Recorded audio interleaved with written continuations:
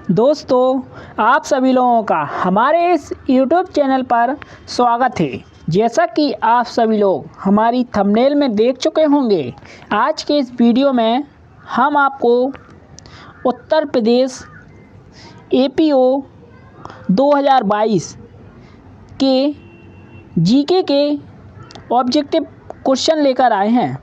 दोस्तों, आप देख सकते हो, यह जो पेपर हुआ था 2022 में सामान्य ज्ञान एवं विधि से हुआ था, जिसमें 150 प्रश्न पूछे गए थे और प्रत्येक प्रश्न 1 नंबर का था। पूर्णांक 150 नंबर का था। भाग 1 में सामान्य ज्ञान के ऑब्जेक्टिव प्रश्न पूछे गए थे 1 से 50 तक। आज के इस वीडियो में हम आपको इसके जो भाग 1 में सामान्य ज्ञान के ऑब्जेक्टिव प्रश्न पूछे गए थे उसके बारे में बताएंगे, और इसके बाद भाग 2 में विधि के प्रश्न पूछे गए थे 51 से 150 तक, यानी कि 100 प्रश्न विधि से संबंधित पूछे गए थे, यानी कि IPC, CRPC, संविधान, CPC, एविडेंस। यह भाग पहला है। इसमें सामान्य ज्ञान के ऑब्जेक्टिव प्रश्न होंगे। आप देख सकते हो, इस प्रकार के ऑब्जेक्टिव प्रश्न उत्तर प्रदेश APO के एग्ज़ाम में सन 2022 में पूछे गए थे। यह पेपर दोस्तों हिंदी में आता है और इंग्लिश में, दोनों लैंग्वेज में आता है। चलिए, इसमें जो पहला ऑब्जेक्टिव प्रश्न पूछा गया था, मराठों के संदर्भ में निम्नलिखित कथनों में से कौन सा सही है। इसका जो पहला है, शिवाजी की प्रशासनिक व्यवस्था उनकी खुद की निर्मित थी। शिवाजी की जो शासन व्यवस्था थी, उन्होंने खुद ही उसका निर्माण किया था। पहला बिल्कुल सही है। इसके बाद दूसरा, रणजीत सिंह से भिन्न उन्होंने अपने प्रशासन में कोई विदेशी सहायता नहीं ली। शिवाजी ने रणजीत सिंह से भिन्न विदेशी शासन से कोई सहायता नहीं ली थी अपने प्रशासन में, इसलिए इसका दूसरा भी सही है। नीचे दिए गए कूट से सही उत्तर का चयन कीजिए। इसका जो A नंबर है, पहला और 2 दोनों सही होंगे, यानी कि A ऑप्शन बिल्कुल सही है। दूसरा पूछा गया, पेडोलॉजी का अध्ययन कहलाता है। पेडोलॉजी का अध्ययन मिट्टी का अध्ययन करना कहलाता है, इसलिए इसका D ऑप्शन सही है, मिट्टी का अध्ययन। इसके बाद तीसरा, निम्नलिखित में से किस देश की सीमा कैस्पियन सागर से नहीं मिलती है। जो इसका C ऑप्शन है, उज़्बेकिस्तान की सीमा कैस्पियन सागर से नहीं मिलती है, इसलिए C ऑप्शन बिल्कुल सही है। इसके बाद चौथा पूछा गया, निम्नलिखित में से कौन सी अफ्रीका की सबसे बड़ी झील है। अफ्रीका की सबसे बड़ी झील है विक्टोरिया झील, यानी कि B ऑप्शन सही है, विक्टोरिया झील। इसके बाद पाँचवा, दुनिया की सबसे शक्तिशाली अंतर महाद्वीपीय बैलिस्टिक मिसाइल सरमत का सफलतापूर्वक परीक्षण निम्नलिखित में से किस देश ने अप्रैल 2022 में किया था। इसका जो D ऑप्शन है, रूस ने सरमत मिसाइल का सफलतापूर्वक परीक्षण सन 2022 में किया था, इसलिए इसका जो D ऑप्शन है बिल्कुल सही होगा। इसके बाद अगला पूछा गया था, छठवां, निम्नलिखित युग्मों में से कौन सा सुमेलित है। इसका जो पहला ऑप्शन है, रेड क्रॉस अभिक्रिया केवल अपचयन की अभिक्रिया है, गलत है। इसका B विस्तीर्ण गुणधर्म घनत्व, ये भी गलत है। सी गहन गुणधर्म आयतन, ये भी गलत है। इसका डी ऑप्शन है जो ब्रह्मांड की कुल ऊर्जा स्थिरांक है ऊष्मागतिकी का प्रथम नियम, ये बिल्कुल सही है। इसलिए इसका जो डी ऑप्शन है बिल्कुल सही होगा। इसके बाद 7वां पूछा गया, पुष्यमित्र शुंग के संदर्भ में निम्नलिखित कथनों में से कौन सा सही है। इसका जो पहला है, सेनापति पुष्यमित्र शुंग ने बृहद्रथ की हत्या की थी, जो तो पहला सही है। दूसरा, यवनों को पराजित करने के बाद उसने 20 अश्वमेध यज्ञ किया था, ये गलत है। यानी कि इसका जो पहला है बिल्कुल सही है, सी ऑप्शन सही होगा, केवल एक सही होगा। इसके बाद अगला पूछा गया 8वां, भारत के संविधान स्वीकृति की तिथि जो कि संविधान की उद्देशिका में वर्णित है। इसका जो बी ऑप्शन है, 26 नवंबर 1949 को संविधान को स्वीकृत किया गया था, इसलिए बी ऑप्शन सही है, 26 नवंबर 1949। इसके बाद 9वां, किसने दिसंबर 1920 में नागपुर के वार्षिक कांग्रेस अधिवेशन में असहयोग आंदोलन में संबद्ध प्रस्ताव रखा। इसका जो सी ऑप्शन है, CR दास, बिल्कुल सही होगा, सी ऑप्शन।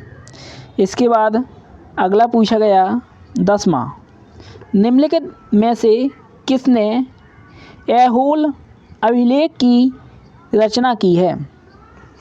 जो ऐहोल अभिलेख था उसकी रचना रवि कीर्ति ने की है, इसलिए डी ऑप्शन सही है, रवि कीर्ति।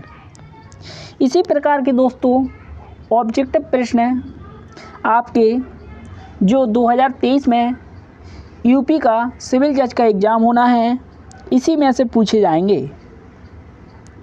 इसके बाद 11वां पूछा गया, नीचे दो कथन हैं जिस में से एक को अभिकथन ए तथा दूसरे को आर कहा गया है।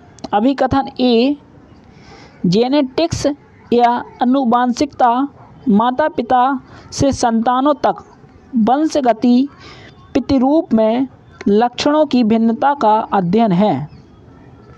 इसके बाद आर, कारण, वंशगति एक पीढ़ी से दूसरी पीढ़ी में लक्षणों के स्थानांतरण की प्रक्रिया है। नीचे दिए गए कूट से सही उत्तर का चयन कीजिए। ए और बी दोनों सही है, आर ए की सही व्याख्या करता है, इसलिए इसका सी ऑप्शन बिल्कुल सही है। इसके बाद 12वां पूछा गया, स्वर्गीय लता मंगेशकर के संदर्भ में निम्नलिखित में से कौन सा कथन सही है। इसका जो पहला है, वे 1989 में दादा साहब फाल्के पुरस्कार की प्राप्तकर्ता थी, बिल्कुल सही है, क्योंकि लता मंगेशकर को 1989 में दादा साहब फाल्के पुरस्कार से सम्मानित किया गया था। दूसरा, उन्होंने राष्ट्रपति डॉक्टर प्रणब मुखर्जी से भारत रत्न प्राप्त किया, यह गलत है। उन्होंने भारत रत्न प्राप्त किया था लेकिन प्रणब मुखर्जी से नहीं किया था, इसलिए इसका जो सी ऑप्शन है केवल एक सही होगा, सी ऑप्शन। इसके बाद अगला पूछा गया 13वां, अफ्रीका में माउंट किलिमंजारो के संदर्भ में निम्नलिखित में से कौन सा कथन सही है। पहला, यह अफ्रीका की सबसे ऊंची पर्वत चोटी है। जो माउंट किलिमंजारो है पर्वत, वह अफ्रीका की सबसे ऊंची चोटी है, इसलिए इसका पहला सही है। दूसरा, यह भूमध्य रेखा पर स्थित है। यह भूमध्य रेखा पर स्थित नहीं है, इसलिए इसका जो सी ऑप्शन है केवल एक सही है, सी ऑप्शन होगा। इसके बाद 14वां पूछा गया, समुद्रीय ज्वार का कारण है। समुद्रीय ज्वार का कारण है गुरुत्वाकर्षणीय पारस्परिक क्रिया, यानी कि बी ऑप्शन होगा। इसके बाद 15वें वित्त आयोग के सदस्यों में से निम्न में से कौन सा एक सदस्य नहीं है। इसका जो केसी नियोगी है वे 15वें वित्त आयोग में से एक सदस्य नहीं थे, इसलिए इसका जो ए ऑप्शन है केसी नियोगी बिल्कुल सही है। इसके बाद 16वां, 12वीं सीनियर पुरुष हॉकी चैंपियनशिप 2022 का खिताब निम्नलिखित में से भारतीय राज्यों में से किसने जीता। जो 12वीं सीनियर पुरुष हॉकी चैंपियनशिप 2022 में हुआ था, उसका खिताब किस राज्य ने जीता था। हरियाणा राज्य ने, यानी कि सी ऑप्शन सही है, हरियाणा। इसके बाद अगला पूछा गया 17वां, राष्ट्रीय मानवाधिकार आयोग के संदर्भ में निम्नलिखित कथनों में से कौन सा सही है। इसका जो पहला है, इसकी स्थापना 2 अक्टूबर 1993 को की गई थी, यह गलत है। इसकी स्थापना 1995 को की गई थी, 1993 को नहीं। इसके बाद दूसरा, यह एक संवैधानिक निकाय है, यह सही है। राष्ट्रीय मानवाधिकार एक संवैधानिक निकाय है, इसलिए इसका बी ऑप्शन सही है, केवल 2 सही होगा। इसके बाद 18वां पूछा गया, निम्नलिखित में से किसको मई 2022 में भारत का थल सेना अध्यक्ष बनाया गया। 2022 में थल सेना का अध्यक्ष किसे बनाया गया था। इसका जो बी ऑप्शन है, जनरल मनोज पांडे को थल सेना का अध्यक्ष बनाया गया था, बी ऑप्शन। इसके बाद 19, पंजाब के रोहतास दुर्ग का निर्माणकर्ता था। जो पंजाब में रोहतास दुर्ग है उसका निर्माण किसने करवाया था। उसका निर्माण शेरशाह सूरी ने करवाया था, बी ऑप्शन सही है। इसके बाद 20 नंबर का पूछा गया, निम्नलिखित में से कौन सी विश्व की सबसे लंबी पर्वत श्रृंखला है। विश्व की सबसे लंबी पर्वत श्रृंखला कौन सी है। जो एंडीज पर्वत माला है श्रृंखला, वह सबसे लंबी है विश्व की, इसलिए इसका पहला ऑप्शन सही है, एंडीज पर्वत, ए ऑप्शन। इसके बाद 21 नंबर का पूछा गया, BR अम्बेडकर के संदर्भ में निम्नलिखित कथनों में से कौन सा सही है। इसका जो पहला है, उन्होंने इंडिपेंडेंट लेबर पार्टी का गठन किया, बिल्कुल सही है। इसके बाद दूसरा, उन्होंने 1945 में people's education society of India की स्थापना की, ये भी सही है, इसलिए इसका जो ए ऑप्शन है 1 और 2 दोनों सही होंगे। इसके बाद 22 नंबर का आता है, समुद्री घास महत्वपूर्ण स्रोत है। समुद्री घास का महत्वपूर्ण स्रोत आयोडीन होता है, इसलिए इसका जो बी ऑप्शन है आयोडीन बिल्कुल सही होगा। इसके बाद 23 पूछा गया, निम्न में से कौन सा युग्म सही सुमेलित नहीं है, यानी कि कौन सा युग्म सही सुमेलित नहीं है। इसका जो बी ऑप्शन है, सिंगारी रामपुर श्रीवास्ती में नहीं है, इसलिए बी होगा। इसके बाद 24 नंबर का, हरित क्रांति शब्द का प्रयोग सबसे पहले निम्नलिखित में से किसके द्वारा किया गया। हरित क्रांति शब्द का उपयोग सबसे पहले विलियम गॉड द्वारा किया गया, यानी कि बी ऑप्शन बिल्कुल सही होगा। के बाद अगला पूछा गया, निम्नलिखित में से कौन सा एक सही सुमेलित नहीं है। ये अनुच्छेद दिए गए हैं और अनुच्छेद का शीर्षक दिया गया है। इनमें से बताना है कौन सा सही सुमेलित नहीं है। इसका जो ए ऑप्शन है, अनुच्छेद 98 राष्ट्रपति भवन का सचिवालय, ये सही नहीं है, यानी कि ए ऑप्शन सही नहीं है। इसके बाद 26 नंबर का पूछा गया, निम्नलिखित में से किसने बर्लिन में भारतीय स्वतंत्रता समिति की स्थापना की थी। लाला हरदयाल ने बर्लिन में भारतीय स्वतंत्रता समिति की स्थापना की थी, इसलिए सी ऑप्शन सही होगा।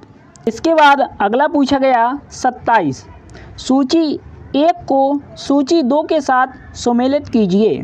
सूची 1, सूची 2, लोक सेवा आयोग और ये अनुच्छेद। इसका जो ए ऑप्शन है, सदस्यों की नियुक्ति और पदावधि, अनुच्छेद 316 से संबंधित है, यानी कि तीसरा। और बी, लोक सेवा आयोगों के कृत्य। इसका जो पहला है, अनुच्छेद 320, यानी कि पहला। सी, लोक सेवा आयोगों के व्यय। इसका जो दूसरा है, अनुच्छेद 322, यानी कि दूसरा। इसके बाद डी, लोक सेवा आयोगों के प्रतिवेदन। इसका जो अनुच्छेद 4 है, 323 होगा, इसलिए इसका जो सी ऑप्शन है 3, 1, 2, 4 बिल्कुल सही है, सी। इसके बाद अगला पूछा गया 28, 1887 में किस वायस राय के शासनकाल में इलाहाबाद विश्वविद्यालय की स्थापना की गई थी। जब 1887 में इलाहाबाद विश्वविद्यालय की स्थापना की गई थी, तो उस समय लॉर्ड डरफिन भारत के वायस राय थे, इसलिए इसका जो पहला ऑप्शन है बिल्कुल सही है। अगला पूछा गया 29, 2022 अप्रैल से किस अंतर्राष्ट्रीय खिलाड़ी को शीर्षक तैराकी संस्था फीना द्वारा सभी अंतर्राष्ट्रीय प्रतिस्पर्धाओं से 9 माह तक भाग लेने से इस आधार पर प्रतिबंधित किया गया है कि उसने रूस के राष्ट्रपति पुतिन की रैली में भाग लिया था। इसका जो डी ऑप्शन है, एवगेनी रायलोव, बिल्कुल सही होगा, डी ऑप्शन। इसके बाद अगला पूछा गया 30, मार्टेंगू चेम्सफोर्ड सुधारों 1919 का उद्देश्य था दोहरी शासन प्रणाली लागू करना। इसका उद्देश्य था, यानी कि दोहरी शासन व्यवस्था को लागू करना, मार्टेंगू चेम्सफोर्ड 1919 का उद्देश्य था, इसलिए सी ऑप्शन सही है। इसके बाद 31 नंबर का पूछा गया, फाथोमीटर का उपयोग नापने के लिए होता है। इसका जो ए ऑप्शन है, सागर की गहराई नापने में फाथोमीटर का उपयोग किया जाता है, ए ऑप्शन। इसके बाद 32, उत्तर प्रदेश विधानसभा चुनाव 2022 में विभिन्न राजनीतिक दलों द्वारा जीते गए सीटों के संदर्भ में निम्नलिखित में से एक सही नहीं है। इसका जो सी ऑप्शन है, सुहेलदेव भारतीय समाज पार्टी द्वारा 5 सीटें जीती गई थी, बिल्कुल सही नहीं है, इसलिए सी ऑप्शन होगा। इसके बाद अगला पूछा गया 33, निम्नलिखित में से कौन सी प्रशांत महासागर की धारा नहीं है। बेंगुला धारा प्रशांत महासागर की धारा नहीं है, डी ऑप्शन होगा। इसके बाद 34, तारिक ए रशीदी के लेखक कौन हैं? इसका जो डी ऑप्शन है मिर्ज़ा हैदर तुगलक, बिल्कुल सही होगा डी ऑप्शन। इसके बाद 35 नंबर का पूछा गया, भारतीय संविधान के निम्न में से किस अनुच्छेद में धन विधेयक की परिभाषा दी गई है? जो अनुच्छेद 110 है उसमें धन विधेयक के बारे में बताया गया है, इसलिए इसका बी ऑप्शन सही है, अनुच्छेद 110। इसके बाद 36 नंबर का पूछा गया, सूची 1 को सूची 2 के साथ सुमेलित कीजिए और सही उत्तर का चयन कीजिए। ये सूची 1 है, सूची 2 शासक दिए गए हैं और उनकी राजधानी। इसका पहला ए है, पांड्य शासन की राजधानी थी मदुरा, यानी कि चौथा ऑप्शन होगा। और यादव की राजधानी थी देवगिरी, तीसरा। और काकतीय की राजधानी थी वारंगल, यानी कि दूसरा। और पल्लवों की राजधानी थी कांचीपुरम, यानी कि पहला। इसका जो चौथा, तीसरा, दूसरा और पहला है, बिल्कुल सही होगा ए ऑप्शन। इसके बाद अगला पूछा गया 37, भारत में बीमा क्षेत्र को संविधान की किस अनुसूची में सूचीबद्ध किया गया है? इसका जो बी ऑप्शन था, 7वीं अनुसूची में सूचीबद्ध किया गया है बीमा अनुसूची को, इसलिए इसका बी ऑप्शन सही है। इसके बाद 38, मुंबई के गेटवे ऑफ इंडिया का वास्तुकार कौन था? इसका जो डी ऑप्शन है, चार्ल्स ब्रिटेट वास्तुकार थे मुंबई गेटवे ऑफ इंडिया के, यानी कि डी ऑप्शन बिल्कुल सही है। इसके बाद 39, यूक्रेन की राजधानी कीव निम्नलिखित में से किस नदी के किनारे स्थित है? जो यूक्रेन की राजधानी है कीव, वह नीपर नदी के किनारे स्थित है, यानी कि बी ऑप्शन सही होगा। इसके बाद अगला पूछा गया 40, 1921 में प्रकाशित पत्रक गांधी वर्सेस लेनिन का लेखक कौन था? इसका जो बी ऑप्शन है, एस.ए. डांगे इसके लेखक थे, यानी कि बी ऑप्शन सही है। इसके बाद अगला 41, कार्बन रेशों के संदर्भ में निम्नलिखित कथनों में से कौन सा सही है? इसका जो पहला है, कार्बन रेशे नए प्रकार के उच्च निष्पादन पदार्थ है, सही है। दूसरा, कार्बन रेशे इस्पात से प्रबल तथा एल्युमिनियम से हल्के होते हैं, ये भी बिल्कुल सही है, इसलिए दूसरा और पहला सही होंगे, यानी कि ए ऑप्शन सही है। इसके बाद 42, छठी शताब्दी ईसा पूर्व के 16 महाजनपदों की सूची किस जैन ग्रंथ में मिलती है? इसका जो बी ऑप्शन है, भगवती सूत्र में मिलती है, सही होगा बी ऑप्शन। इसके बाद अगला पूछा गया 43, निम्नलिखित में से किसने 1857 के विद्रोह को राष्ट्रीय विद्रोह कहा था? इसका जो डी ऑप्शन है, बेंजामिन डिज़रेली ने कहा था, यानी कि डी ऑप्शन सही है। इसके बाद अगला पूछा गया 44, जन्म दर के संदर्भ में निम्नलिखित कथनों में से कौन सा सही है? पहला, नगरीकरण जन्म दर को कम करने में सहायक है। दूसरा, उच्च साक्षरता दर का निम्न जन्म दर से प्रत्यक्ष संबंध है। इसका पहला और दूसरा दोनों सही है, इसलिए इसका ए ऑप्शन सही है, 1 और 2 दोनों। इसके बाद अगला पूछा गया 45, निम्नलिखित में से किसने मार्च 2022 में 8वीं बार एशियाई बिलियर्ड्स का खिताब जीता? इसका जो ए ऑप्शन है पंकज आडवाणी ने जीता था, ए ऑप्शन सही होगा।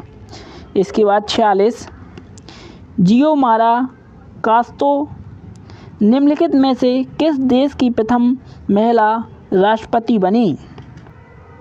इसका जो डी ऑप्शन है होंडुरास की प्रथम महिला राष्ट्रपति बनी थी। इसके बाद 47, तेज रफ्तार वाहनों की जांच के लिए पुलिस द्वारा प्रयोग किए जाने वाले रडार किसके सिद्धांत पर कार्य करता है? इसका जो सी ऑप्शन है डॉपलर के प्रभाव के सिद्धांत पर कार्य करता है, बिल्कुल सही होगा सी ऑप्शन। इसके बाद अगला पूछा गया 48, सूची 1 को सूची 2 के साथ सम्मिलित कीजिए और सही उत्तर का चयन कीजिए। इसका जो ए ऑप्शन है कोलोन चौथे से संबंध रखता है, यानी कि राइन नदी के किनारे है कोलोन शहर। इसके बाद बी बसरा सत अल अरब नदी के किनारे स्थित है, यानी कि दूसरा। इसके बाद सी दियार बाकिर है जो टाइग्रिस नदी के किनारे है, तीसरा।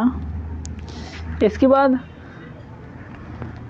टिम्बकटू ये नाइजर नदी के किनारे है, पहला, इसलिए इसका चौथा, दूसरा, तीसरा और पहला सही है, यानी कि सी ऑप्शन। इसके बाद अगला पूछा गया 49, पुस्तक द $10 ट्रिलियन ड्रीम के लेखक कौन है? इसका जो ए ऑप्शन है सुभाष चंद्र गर्ग, बिल्कुल सही होगा ए ऑप्शन सुभाष चंद्र गर्ग। इसके बाद 50, वर्तमान में भारत की हेडलाइन मुद्रा स्फीति आधारित है। इसका जो ए ऑप्शन है संयुक्त उपभोक्ता मूल्य सूचकांक पर आधारित है, यानी कि ए ऑप्शन सही होगा। दोस्तों, जो यूपी-एपीओ 2022 में एग्ज़ाम हुआ था, यही जीके के 50 ऑब्जेक्टिव प्रश्न पूछे गए थे। आगे के वीडियो में हम आपके लिए पार्ट 2 लाएंगे, जिसमें विधि यानी कि लॉ से संबंधित ऑब्जेक्टिव प्रश्न पूछे गए थे। अगर आपको वीडियो अच्छा लगता है तो इस वीडियो को लाइक करें, शेयर करें और सब्सक्राइब करें। दोस्तों धन्यवाद। जय हिंद, जय भारत, वंदे मातरम।